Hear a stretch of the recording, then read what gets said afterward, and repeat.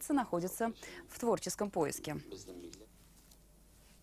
А Дмитрию Маликову только петь стало скучно. Теперь он дает уроки музыки. Первый мастер-класс певец провел почти год назад в Западной Сибири. А сегодня поп-звезда поделился опытом с юными вокалистами Татарстана.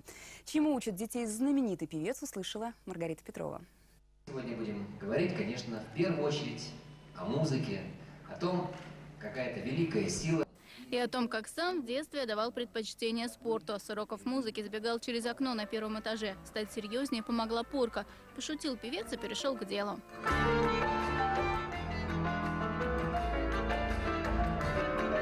Для урока воспитанники музыкальных школ разучили произведения Дмитрия Маликова. Играли вместе с автором «Четыре руки».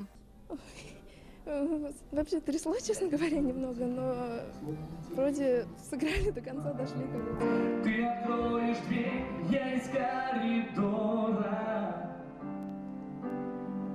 прошепчу тебе с днем рождения. На свой урок Дмитрий Маликов пригласил детей из 2 городов республики. Накануне о музыке говорил в Набережных Челнах, сегодня в Казани. Певец объяснил, выбирает те населенные пункты, где много талантов, а столица это или нет, ему не важно. Таланты певец слушал, им аккомпанировал, давал советы.